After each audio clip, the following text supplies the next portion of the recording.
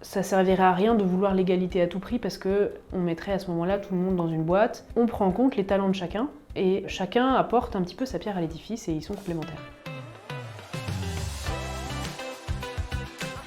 Je pense qu'il faut qu'on ait les deux en entreprise. Il faut qu'on ait égalité et complémentarité. Il faut qu'on ait l'égalité d'opportunités, l'égalité de salaire, l'égalité de traitement, etc. Il n'y a pas de raison qu'une femme à compétences égales n'ait pas les mêmes opportunités qu'un collègue masculin. En revanche, pour moi, il y a complémentarité clairement dans les façons de travailler, dans les styles de leadership, dans les façons de résoudre des problèmes. Et ça servirait à rien de vouloir l'égalité à tout prix parce que on mettrait à ce moment-là tout le monde dans une boîte. On évaluerait tous les gens de la même façon sur les mêmes critères et donc forcément, si ces critères sont pensés par des hommes, on évaluerait les femmes avec des critères masculins et réciproquement. Donc je préférerais qu'on dise, voilà, dans une entreprise, tout le monde a les mêmes options, les mêmes chances. En revanche, on prend en compte les talents de chacun et chacun apporte un petit peu sa pierre à l'édifice et ils sont complémentaires.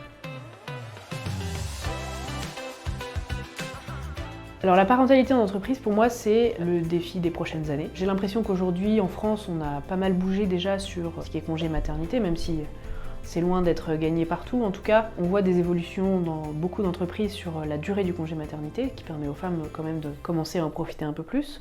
La deuxième étape qui se profile, c'est le congé paternité. Donc là aussi, ça avance. Il y a des annonces, notamment dans les boîtes de la tech, qui montrent qu'on conseille de plus en plus aux pères de profiter de ces quelques semaines pour être avec leur enfant. Et moi, je trouve ça bien qu'ils le prennent aussi pour se rendre compte que quitter un emploi et le reprendre en cours de route quelques mois plus tard, c'est pas forcément évident. Donc ça permettrait d'avoir un petit peu cette égalité dont on parlait un peu plus tôt. Et in fine, je pense aussi qu'il va falloir qu'on aille plus loin que le simple sujet de la parentalité. C'est pas parce que moi j'ai des enfants que c'est moi qui ai le droit de sortir plus tôt que les autres le soir. J'aimerais bien que dans les entreprises, on commence à avoir une réflexion beaucoup plus large sur le vivre ensemble, sur le fait que chacun a le droit d'avoir une passion, de faire du sport, d'avoir envie d'être tranquillement chez lui de temps en temps le soir, de voir des amis, etc.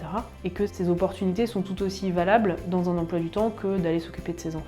Donc aujourd'hui, quand je dis que j'ai mes enfants et que je dois rentrer chez moi, personne va m'embêter. Si quelqu'un dit qu'il a un match de tennis, c'est quelque chose qu'on ira un peu plus challenger et c'est là-dessus que je pense qu'on a tous des progrès à faire puisque chacun a le droit d'avoir son temps à lui dans une journée et que c'est ça qu'il va falloir apprendre à intégrer dans nos contraintes professionnelles.